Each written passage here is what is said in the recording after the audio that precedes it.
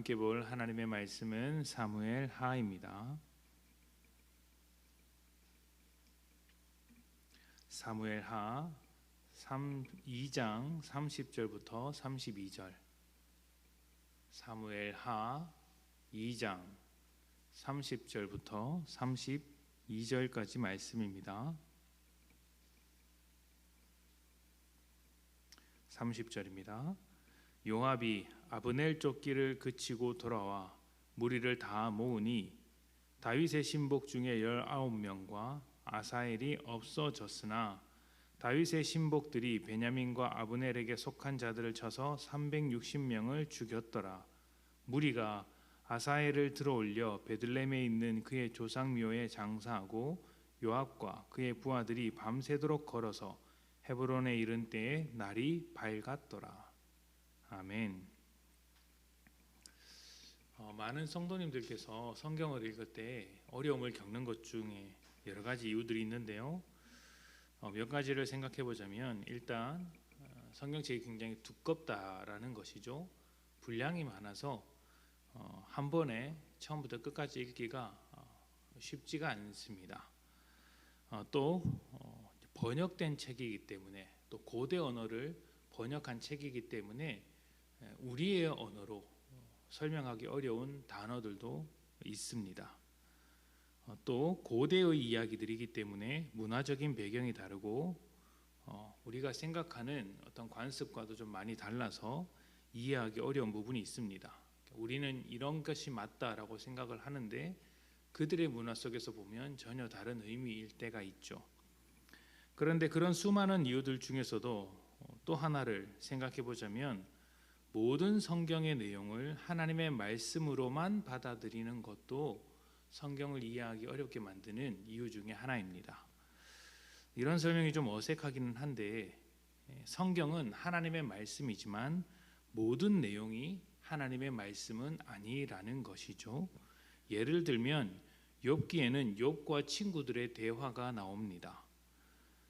그 중에서 내 시작은 미약하였으나 내 나중은 심히 창대하리라 라는 말이 나옵니다.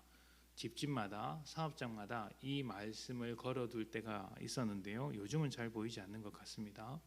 이 말씀을 걸어놓고 사업이 잘 되기를 또 가정에 복이 넘치기를 기대하고 있죠.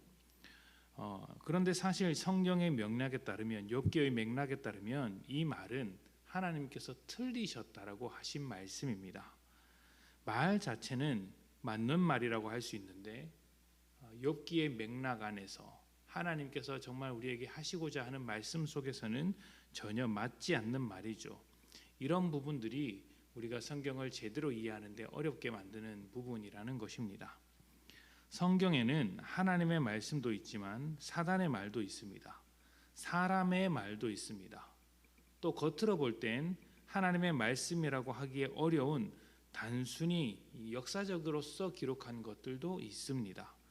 그래서 일반인들이 믿지 않는 자들이 어떤 깨달음을 얻고자 성경을 보면 크게 특별한 내용이 없어서 실망하는 경우도 많습니다. 이거 그냥 우리가 흔하게 볼 수 있는 역사 이야기 아닌가, 사람이 죽고 죽이는 또 전쟁이 일어나는 그런 이야기 아닌가, 어떤 철학적인 담론이나 깊이 있는 이야기는 보이지 않는다, 실망을 하죠. 그래서 구약 성경은 거의 보지 않는 경우가 많고 신약 성경 중에서도 바울의 서신서, 바울의 고민들을 담은 그런 서신서들만 읽는 경우가 많습니다. 그게 성경을 제대로 이해하지 못하는 어떤 그 어려움 중에 하나라고 할 수 있겠죠. 오늘 본문을 비롯해서 사무엘 상하, 열왕기 상하, 역대기 상하가 그런 편입니다. 그래서 이 새벽에 특히 큐티 하실 때 사무엘 하 말씀을 묵상하시는 것이 좀 어려울 텐데 새벽에 이 짧은 묵상을 함께 하면서 그 안에 감추어진 하나님의 생각과 마음을 따라가 보셨으면 좋겠습니다. 잘 함께 읽으시며 이 귀한 내용들을 담아 두시기를 부탁드립니다. 자, 오늘 말씀은 다윗이 왕이 되었을 때 초창기에 일어난 이야기입니다. 다윗이 왕이 되었을 때는 처음부터 모든 이스라엘 족속의 왕이 되었던 것은 아닙니다. 유다 족속의 왕으로 먼저 세워지고 시간이 지난 뒤에 모든 이스라엘 백성의 왕이 되죠. 처음에는 유다 지파를 중심으로 헤브론에서 왕국을 세우고 그곳에서 약 7년간 다스리게 됩니다. 그리고 그 반대편에는 사울의 조카이자 장수였던 아브넬의 도움으로 사울의 넷째 아들 이스보셋이 마하나임에서 왕으로 세워집니다. 그러니까 사울에서 다윗으로 바로 왕위가 넘어간 것이 아니라 중간에 두 왕이 경쟁하던 시기가 있었다는 것이죠. 이렇게 두 왕국이 충돌하는 장면이 오늘 말씀입니다. 성경이 보여주고자 하는 것은 이런 것입니다. 하나님께서 통치하시는 나라와 사람의 힘으로 통치하시는 나라, 그리고 죄가 다스리고 있는 나라의 결과물을 보여주고자 하는 것이죠. 무엇이 더 나은가 비교해보라는 것입니다. 하나님은 다윗을 통해 하나님의 통치를 이루고자 하셨습니다. 그래서 다윗은 헤브론에 자신의 왕국을 지을 때 먼저 하나님께 묻고 제가 이 도시에 올라가야 합니까? 물어보았습니다. 하나님께 묻고 하나님께 들었으니 하나님의 방법으로 통치할 수밖에 없는 것이죠.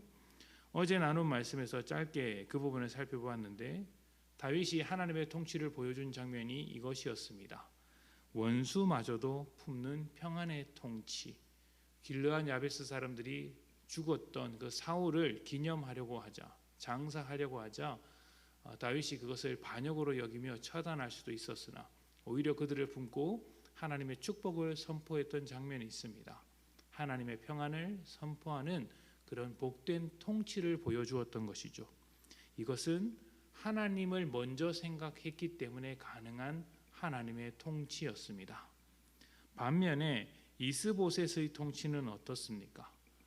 아브넬이라는 세력을 등에 업고 정치적인 술수를 통해 세워졌습니다. 하나님께 묻는 것도 없고 하나님을 찾는 것도 없습니다. 사람을 의지해서 만들어진 나라이죠. 하나님을 의지해서 나라를 만들 수도 있지만 사람을 의지해서 나라를 만들 수도 있습니다.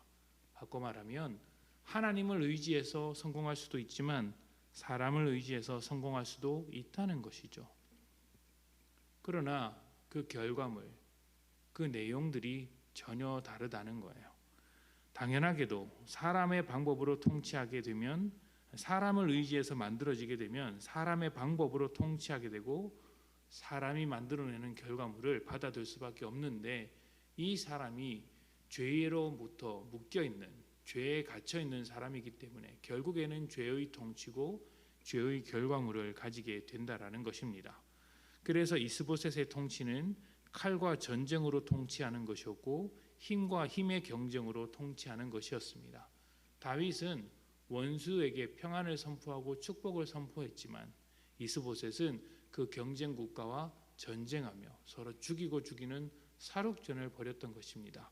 그 결과가 무엇입니까? 수많은 사상자가 생겼고 백성들은 괴로워지며 그 어떤 사람도 승자라고 할 수 없는 그런 처지가 되었습니다. 맞서 싸웠던 다윗의 부하들은 그 부하 중에 아들 하나가 죽고 또 장수들이 죽었으며 이스보셋의 군대들도 수많은 사람들이 죽임을 당하게 된 것이죠. 우리가 살아가는 인생 그리고 모든 인류의 역사는 딱 두 가지로 구분할 수 있습니다.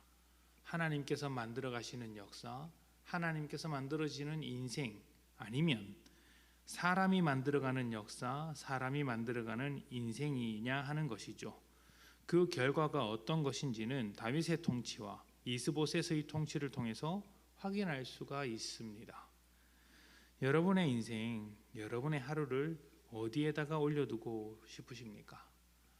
사람이 만들어가는 역사 위에 올려두겠습니까? 아니면 하나님께 올려두시겠습니까? 하나님의 통치가 우리에게 가장 복된 것임을 기억하십시오.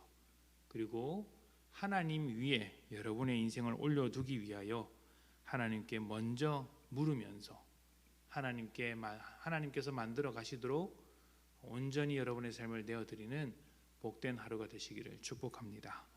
함께 기도합시다.